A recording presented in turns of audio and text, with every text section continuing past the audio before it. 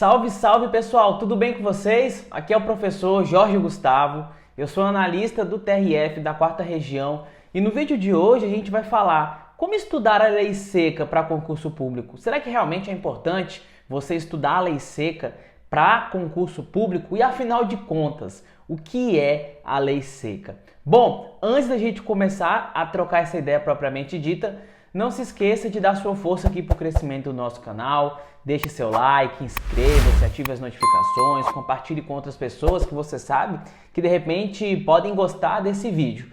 Beleza? Então, sem mais delongas, vamos ao que nos interessa.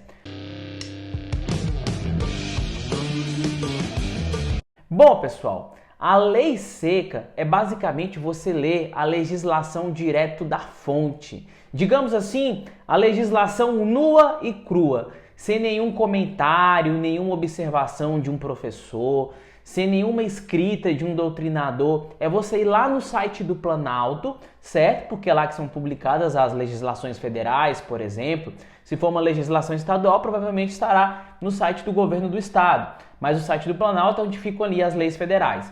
Você vai pegar aquela lei e vai ler aquela lei direto da fonte. Apenas a lei. Um artigo ali atrás do outro, né? Aí tem os artigos em numerais, aí tem os incisos que vêm em números romanos, aí tem os parágrafos que é mais ou menos como se fosse duas cobrinhas ali, né? E também as alíneas que são as letras, né? Letra A, letra B, quando fica assim, querendo ali discriminar que está começando um parágrafo ou não. Beleza? Então, basicamente é isso. A legislação seca é você ler a lei direto da fonte, nua e crua, sem depender de aula, sem depender de professor, sem depender de doutrina, sem depender de nada. A primeira coisa que você precisa saber é que a lei seca ela é responsável pela maioria das questões de concurso público. Pois é, nas provas aí a gente tem pelo menos uma incidência de 50% de lei seca nas provas de direito. E eu tô falando assim 50 jogando por baixo, viu? Porque se eu fosse arriscar um número mesmo, eu diria assim 60 até 70% das provas de concurso público que cobram direito, a gente tem a cobrança lá maçante, a cobrança agressiva de lei seca. Concurso policial, por exemplo, vai cair lei seca, vai cobrar direito penal, processo penal, legislação especial, por exemplo, né, que são as leis extravagantes, como a lei dos crimes hediondos, a lei Maria da Penha, o Estatuto da Criança e do Adolescente.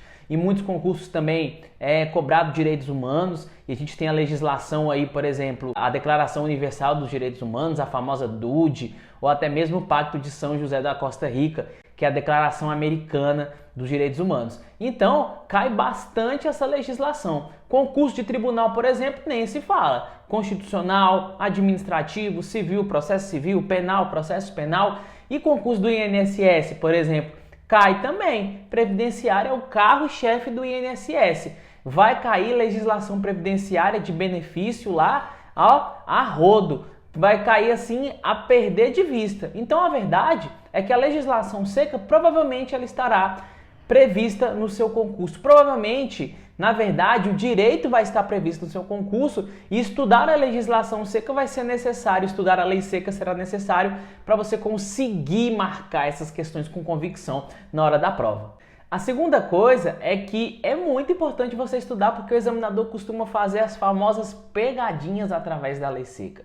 Ele troca pequenas palavras e tenta confundir você, o candidato. Então, por exemplo, ele troca uma pessoa física por pessoa jurídica, associação por fundação, um não por um sim e às vezes um permitido por um proibido. Pois é, ele brinca bastante com isso e por isso que é tão importante a leitura da legislação. Por exemplo, uma questão, ele diz: nenhuma pena passará da pessoa do condenado, não podendo a obrigação do dano se estender aos seus sucessores. Essa questão ela estaria errada, porque o examinador incluiu um não ali no artigo 5º, inciso 41 da Constituição Federal, que na verdade ele diz que a obrigação de reparar o dano ela pode ser estendida aos sucessores desde que seja no limite da herança. Então o examinador costuma brincar com isso o tempo inteiro, é uma coisa muito, mas muito comum mesmo em prova de concurso público. A terceira coisa que você precisa saber é que é necessário um contato constante. uma revisão maçante através da leitura, uma revisão, digamos assim, até mesmo exaustiva. Ler e reler várias vezes, porque a finalidade aqui da legislação seca é memorizar. Você precisa memorizar esses artigos para você ter certeza do que você está marcando no dia da prova. Uma quinta coisa que você precisa saber também é que o seu primeiro contato com a legislação seca provavelmente será quando você estiver estudando a teoria. Se estiver lendo ali um PDF, uma doutrina, quem sabe, dependendo do tipo de concurso que você está fazendo, ou até mesmo assistindo uma aula. Qual é a dica que eu te dou? Tenha sempre o vade-mecum na mão, preferencialmente o vade-mecum impresso, tá? O vade-mecum, na verdade, é o conjunto de leis, né, físico impresso. E se você não tiver como comprar o vade-mecum, imprima, mas eu acho que é tanta lei que sai mais barato comprar o vade-mecum. Por que eu digo que você tem que imprimir? Porque ler o material impresso, ele te dá mais velocidade. E a gente precisa dessa dinâmica da leitura da lei seca. A gente passar ali pelos artigos um tanto como uma velocidade um pouquinho mais alta assim, do que aquela velocidade de compreensão inicial. É claro que no começo você vai ler um pouco mais devagar, mas depois quando você começar a revisar, você vai conseguir ler mais rápido e o material impresso ele vai te dar essa velocidade que você precisa. E é muito importante porque a ideia é que você consiga fazer ciclos de revisão da legislação seca. E aí, quanto mais vezes você for repetindo, mais aquilo vai se tornando familiar e mais você consegue lembrar para marcar as questões. Agora, uma sexta coisa é que o seu segundo contato, ele provavelmente vai ser quando você estiver resolvendo questões. Então é muito importante que quando você estiver resolvendo questões, você viu que uma questão cobrou a legislação seca, que a justificativa dessa questão se encontra na lei seca. O que você vai fazer? Bom, você vai pegar, vai ver lá, pô, caiu o artigo 5º, inciso 2º da Constituição. Você vai lá no seu vade-mecum, na sua legislação e vai marcar ali com uma bolinha, por exemplo. Eu marcava com uma bolinha vermelha. Se caísse em prova, eu sabia com uma bola vermelha ali na frente do artigo que era um artigo cobrado em prova.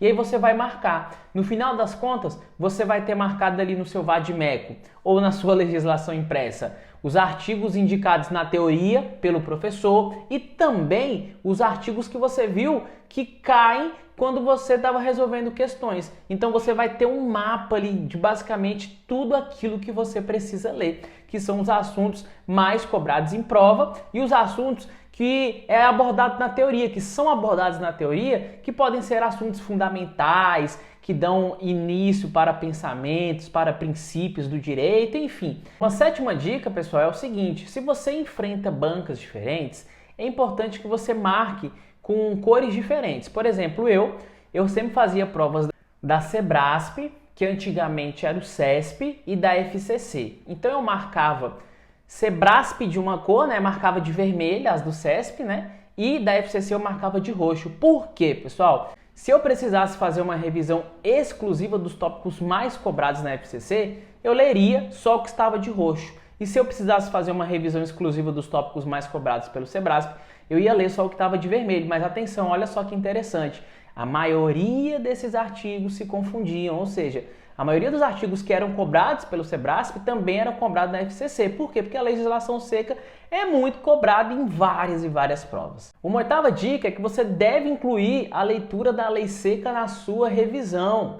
Então, depois que você identificou esses artigos que são mais cobrados, tire um tempo para ler a lei seca, coloque na sua revisão, independente do tipo de revisão que você fizer, seja revisão diária, revisão semanal, aquela revisão de 24 horas, depois 7 dias, depois 30 e mensalmente, enfim, não importa o tipo de revisão que você faça, mas inclua um tempo para você poder ler a lei seca de forma exaustiva ali, de forma repetitiva, buscando sempre essa memorização. Uma nona dica, pessoal, é o seguinte: isso também vai acontecer com as súmulas dos tribunais. Nós temos súmulas vinculantes do Supremo Tribunal Federal, temos as súmulas comuns e temos as súmulas do STJ. Essas súmulas também são cobradas em prova e você precisa também ler bastante essas súmulas para você aprender quais são elas e memorizar para levar elas para a sua prova. Beleza? Principalmente as súmulas que dizem respeito às atribuições do cargo que você está prestando o concurso. Então, por exemplo, um concurso policial pode cair súmulas de processo penal, cai súmula de direito penal. Um exemplo é a súmula 710 do STF.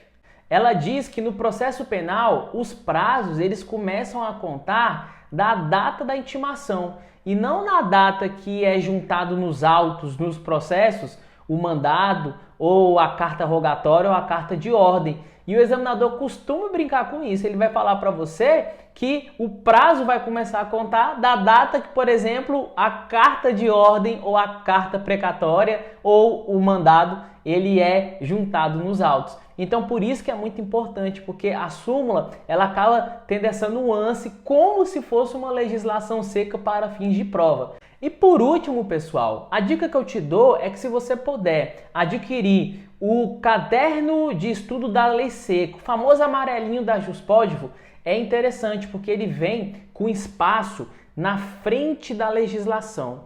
E esse espaço na frente da legislação, você vai conseguir fazer pequenas anotações ali. Você vai conseguir fazer pequenas coisas ali bacanas, sabe? Um esquema, uma palavra-chave, uma coisa que você precisa puxar. Você vai ter um espaço ali para você trabalhar para que a sua leitura da Lei Seca, por exemplo, fique mais efetiva, para que você lembre de uma súmula, lembre de alguma coisa ou outra. E se você não puder fazer isso, você também pode imprimir você pega o documento, a legislação, coloca no documento do Word e aí você configura ali para ficar mais ou menos 3 centímetros na frente da legislação. E aí, em vez de ficar aquelas fileirinhas pequenininhas igual do Vade-Mecum, você coloca 2 fileiras, por exemplo, ou quem sabe uma. Eu coloquei uma época que eu estava estudando no regimento interno. E aí você faz as anotações ali na frente, anotações em forma de esquema, da forma como você achar melhor, para você poder ali sempre ter um espaço para otimizar o seu estudo e anotar alguma coisa